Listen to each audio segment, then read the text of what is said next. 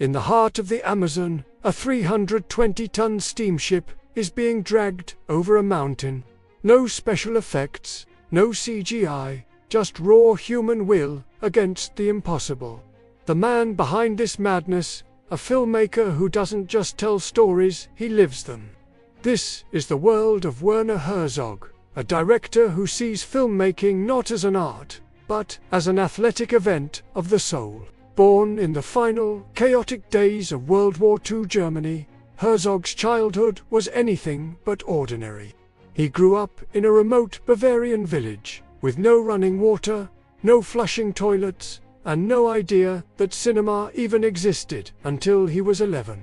He once said, "I have to make films, it's a necessity." And make them he did. At 19, after working the night shift as a welder in a steel factory, he had saved enough money to produce his first short film. This wasn't just a hobby. It was a calling, a force he couldn't ignore. He even stole a 35mm camera from the Munich Film School, declaring it was not theft, but a natural right for a filmmaker who needed a tool.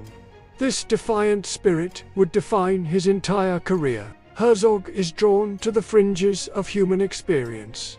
Two individuals possessed by impossible dreams. Think of the obsessive conquistador in Aguirre, The Wrath of God, a film shot on rafts drifting down the treacherous Amazon River. The production was a descent into chaos. Mirroring the film's own narrative, the lead actor, Klaus Kinski, a man of volcanic temperament, became so unhinged that Herzog allegedly planned to shoot him if he tried to abandon the project. Kinski, in turn, threatened to shoot Herzog. This wasn't just a movie set. It was a battle of wills, a dangerous dance on the edge of sanity. Herzog believes that civilization is like a thin layer of ice over a deep ocean of chaos and darkness. His films are his way of drilling a hole through that ice to see what lurks beneath. But his quest for authentic truth doesn't stop with fiction. In his documentary, Grizzly Man, he explores the life and death of Timothy Treadwell, an amateur bear enthusiast who lived among grizzly bears in Alaska until he and his girlfriend were killed and eaten by one. Herzog doesn't just present the facts, he grapples with them. In a chilling scene, he listens to the audio recording of the fatal attack, but refuses to let the audience hear it. He advises the owner of the tape to destroy it, to never listen to it again. It's a moment of profound respect and human decency amidst a story of utter wildness. For Herzog, the ecstatic truth he seeks is more important than mere facts. It's a deeper, more poetic reality that can only be reached through invention, imagination, and sometimes outright fabrication. His methods are legendary, often blurring the line between director and madman. For the film Fitzcarraldo, he was determined to haul a real steamship over a hill in the Peruvian jungle, rejecting the use of models. The endeavor was plagued by plane crashes, disease, and violent conflicts. Two of the indigenous extras offered to kill Klaus Kinski for Herzog, an offer he politely declined. Why go to such extremes? Because, for Herzog, the struggle you see on screen had to be real. The sweat, the strain, the sheer absurdity of the effort that was the story. He wasn't just documenting an impossible dream. He was living it, forcing his cast and crew to live it with him. He believes the world is ill, and filmmaking is his therapy. But don't mistake his intensity for a lack of humor. Herzog's public persona is a masterclass in deadpan wit. He once made a bet with a fellow filmmaker, Errol Morris, that if Morris ever completed his film, Herzog would eat his own shoe. Morris finished the film, and Herzog, true to his word, boiled his leather shoe with garlic and herbs, and ate it before a live audience. An event documented in the short film Werner Herzog Eats His Shoe.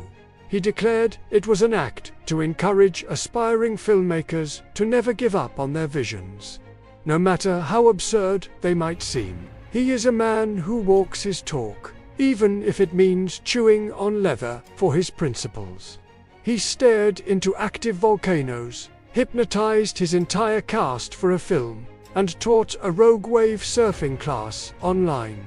He sees the world with a poet's eye and a warrior's heart.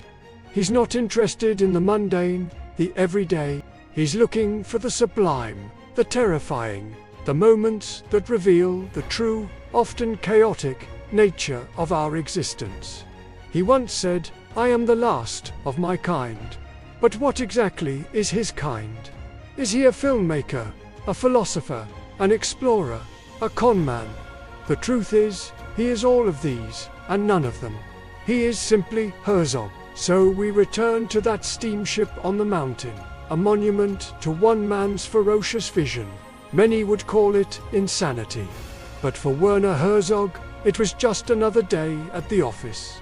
And here's the most surprising part of this whole story. After all the struggle, the danger, and the near mutinies to get that ship over the hill, what did he do when it reached the other side? He sent it right back down again. Why? Because the angle of the light wasn't right for the shot. The journey itself was just part of the process. The real goal was the ecstatic truth, and for that, no effort is too great, no challenge too insane. The ship wasn't the point. The film was, and the film, like the man who made it, is a testament to the beautiful, terrifying, and utterly magnificent madness of chasing an impossible dream. Thank you for joining me on this journey into the wild world of Werner Herzog.